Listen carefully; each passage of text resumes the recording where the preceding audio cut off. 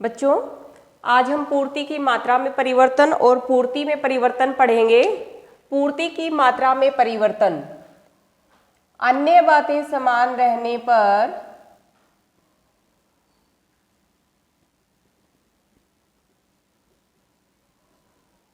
यदि वस्तु की अपनी कीमत में परिवर्तन होता है और उससे पूर्ति में परिवर्तन होता है तो उसे पूर्ति की मात्रा में परिवर्तन कहते हैं। पूर्ति की मात्रा में परिवर्तन दो तरह से है, पूर्ति का विस्तार और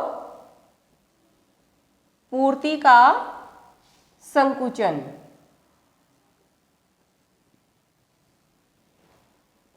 पूर्ति का विस्तार अन्य बातें समान रहने पर, ये हमने पहला जो पार्ट है पूर्ति का नियम किया था उसमें बताया था कि अन्य बातें समान कौन कौन सी हैं। पूर्ति का विस्तार अन्य बातों के समान रहने पर, कीमत के बढ़ने पर यदि वस्तु की पूर्ति बढ़ जाती है तो पूर्ति का विस्तार है। पूर्ति का संकुचन क्या होता है बेटा? पूर्ति का संकुचन वस्तु की अपनी कीमत के कम होने पर, यदि वस्तु की पूर्ति कम हो जाती है तो वो पूर्ति का संकुचन है। अब हम इसको तालिका और रेखाचित्र से एक्सप्लेन करेंगे। पहले पूर्ति का विस्तार, इसके लिए तालिका बनाते हैं। प्राइस और सप्लाई, आप सप्लाई या क्वांटिटी कुछ भी लिख सकते हैं। क्वांटिटी को यूनिट्स में लेते हैं और प्राइस को रुपीज में।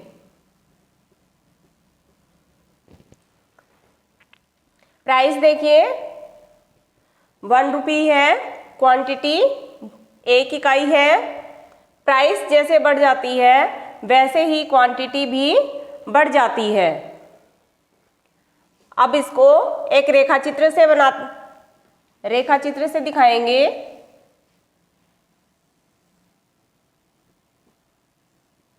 ओ एक्सिस लिया है हमने और ओ वाई एक्सिस।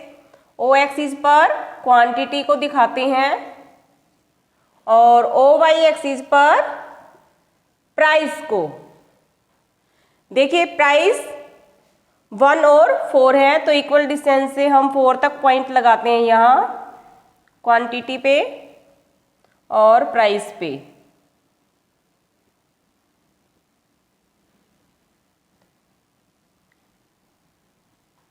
चार पॉइंट प्राइस लाइन पे, 2, 3 और 4 क्वांटिटी को दिखाने के लिए।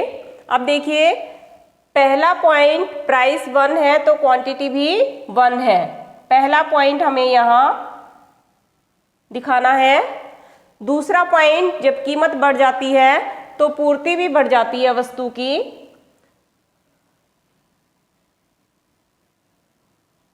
यहाँ आपका दूसरा पॉइंट है, इसको ए बिंदु और इसको बी बिंदु, दोनों को मिला लीजिए।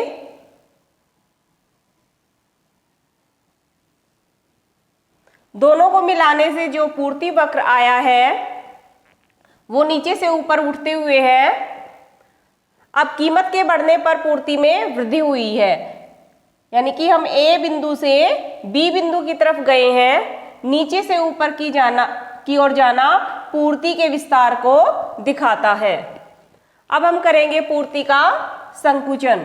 इसको भी डायग्राम और तालिका से आप दिखा सकते हैं।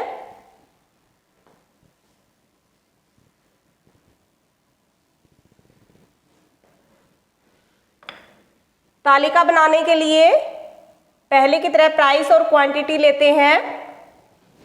प्राइस देखिए पहले 4 है, क्वांटिटी भी 4 है। प्राइस कम होकर 1 हो जाती है, क्वांटिटी भी कम होकर 1 हो जाती है। कीमत के कम होने पर पूर्ति कम हो रही है तो ये पूर्ति का संकुचन है। इसको रेखाचित्र से दिखाते हैं, आइए। कीमत 4 है, प्राइस 4, क्वांटिटी भी 4, तो पहला पॉइंट हमारा यहाँ पर आ जाएगा। प्राइस के कम होने पर पूर्ति भी कम हो जाती है। दूसरा पॉइंट देखिए, यहां दूसरा पॉइंट है। अब दोनों पॉइंट्स को मिलाएंगे। दोनों पॉइंट्स को मिलाने से जो पूर्ति वक्र प्राप्त हुआ है, एसएस पूर्ति वक्र है। पहला पॉइंट हमारा यहाँ था ए और दूसरा बी। हम ए बिंदु से नीचे की तरफ बी बिंदु की तरफ आए हैं। कीमत के कम होने पर पूर्ति भी कम हुई है। ए बिंदु से बी बिंदु की तरफ जाना, नीचे की ओर आना पूर्ति के संकुचन को दिखाता है। अब हम करेंगे पूर्ति में परिवर्तन। पूर्ति की मात्रा में हमने अन्य बातों को समान रहने पर कीमत में परिवर्तन होने पर किया था, लेकिन पूर्ति की मात्रा में कीमत के समान रहने पर, कीमत के अतिरिक्त अन्य तत्वों में परिवर्तन होने पर। अन्य तत्व कौन कौन से हैं? अन्य तत्व उत्पादन की तकनीक है, फर्मों की संख्या है, या फर्मों के उद्देश्य है। इन तत्वों में परिवर्तन होने पर यदि पूर्ति बढ़ जाती है तो पूर्ति में वृद्धि, और यदि पूर्ति कम हो जाती है तो पूर्ति में कमी। तो इसको भी हम दो तरह से दो भागों में बांट सकते हैं, पूर्ति में वृद्धि और पूर्ति में कमी। पूर्ति में कमी। पूर्ति में वृद्धि क्या होती है, पहले इसको बताते हैं।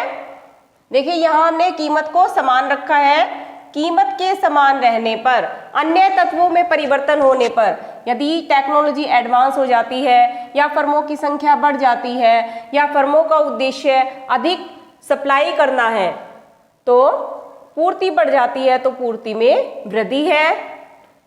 दूसरी तरफ कीमत के समान रहने पर यदि अन्य तत्वों में तकनीक पुरानी हो जाती है, मशीनरी खराब हो जाती है या फर्मों की संख्या कम हो जाती है, उस वजह से पूर्ति कम हो जाती है, तो ये पूर्ति में कमी है।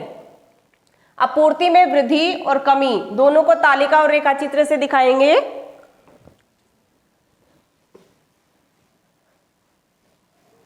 तालिका और रेखाचित्र बनाते हैं इन दोनों के लिए।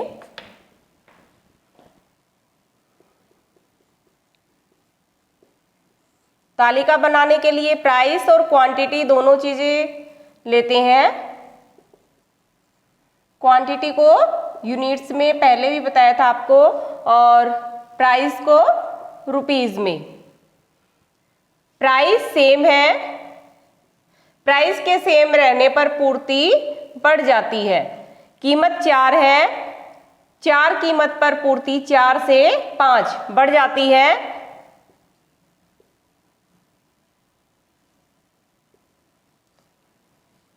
पूर्ति के बढ़ने को पूर्ति में वृद्धि कहा जाता है। अब इसको डायग्राम से दिखा सकते हैं बच्चों। डायग्राम बनाएंगे हम। ओ एक्सिस और ओ वाई एक्सिस। ओ एक्सिस पर हमने क्वांटिटी को लिया था,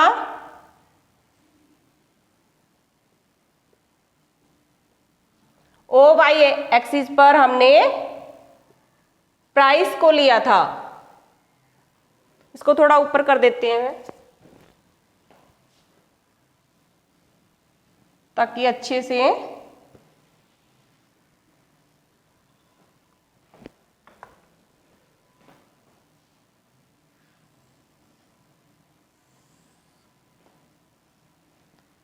ओ एक्सिस और ओ वाई एक्सिस क्वांटिटी और प्राइस। प्राइस हमें इक्वल डिस्टेंस पे 4 तक लेना है, 1, 2, 3 और 4। इसी तरह से क्वांटिटी को भी इक्वल डिस्टेंस पे दिखाएंगे, 1, 2, 3, 4 और 5।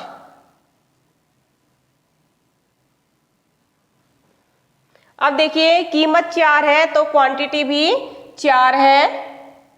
यहां जाएगा हमारा पॉइंट ये। उसके बाद कीमत के समान रहने पर पूर्ति बढ़ जाती है। कीमत समान है लेकिन पूर्ति बढ़ गई है।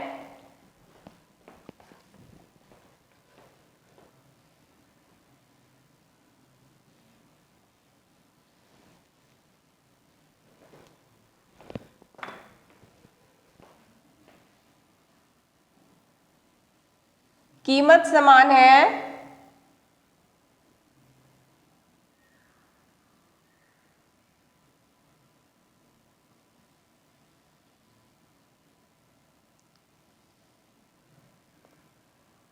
आप नीचे तक ले आएंगे इस रेखा को, ये 4 तक ही आना चाहिए। आप स्केल से इसको बिल्कुल सीधा रखेंगे। कीमत 4 है, पूर्ति 4 है। पहला पॉइंट हमारा यहाँ है ए बिंदु, कीमत समान है 4 और पूर्ति 5। दूसरा पॉइंट यहाँ है बी। तो ए बिंदु से एक पूर्ति वक्र बनता है, बी बिंदु से भी इसी तरह से दूसरा पूर्ति वक्र बनता है S1 S2। इनका नाम S1 और S2 रख दिया है मैंने। ए बिंदु से बी बिंदु की तरफ जाना ये पूर्ति में वृद्धि को दिखा रहा है। पूर्ति में वृद्धि ए से बी बिंदु पर जाना, या S1 वक्र से S2 वक्र की तरफ शिफ्ट होना भी पूर्ति में वृद्धि को दिखा रहा है। अब हम करेंगे पूर्ति में कमी। इसी तालिका और रेखाचित्र से आप इसको दिखा सकते हैं।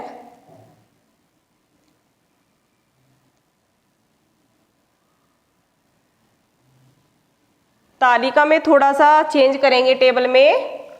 प्राइस सेम है, सेम प्राइस पर यदि वस्तु की पूर्ति कम हो जाती है पहले की तुलना में, तो ये किसको दिखाएगा? पूर्ति में कमी को दिखाएगा। प्राइस इक्वल है, देखिए यहाँ तालिका में, और पूर्ति कम हो गई है। इसी तालिका को हम रेखाचित्र से दिखा रहे हैं। क्वांटिटी ओ एक्सिस पर और ओ वाई एक्सिस पर हमने प्राइस को ले रखा है। अब देखिए पहला पॉइंट कहाँ आता है? प्राइस 4 है, क्वांटिटी 4 है। ये हमारा पहला पॉइंट है। दूसरा पॉइंट देखिए, प्राइस 4 है लेकिन क्वांटिटी 3 हो गई है, यहाँ 3। दूसरा पॉइंट कहाँ आ गया है? यहाँ आ गया है। ये पहला पॉइंट है ए, ये दूसरा पॉइंट है बी। आप इसको नीचे स्केल तक ले आएंगे, स्केल से ले आएंगे आप नीचे तक इसको सीधा। अब ये हमारा S1 कर्व, मैंने इसको S1 लिख दिया है। अब दूसरा एक और आप पूर्ति वक्र बनाएंगे, इसको मैंने S2 लिख दिया है। अब ए बिंदु से बी बिंदु की तरफ ऊपर की तरफ आना, S1 बिंदु से S1 वक्र से S2 पूर्ति वक्र पर ऊपर की तरफ शिफ्ट करना पूर्ति में कमी को दिखाता है। पूर्ति में कमी, यहां से भी आप लिख सकते हैं, ए से बी बिंदु पर जाना पूर्ति में कमी को दिखाता है। तो इस तरह से आप पूर्ति का विस्तार, पूर्ति का संकुचन, पूर्ति में कमी और पूर्ति में वृद्धि, चारों के बारे में अच्छे से डायग्राम और तालिका से इसको एक्सप्लेन कर सकते हैं।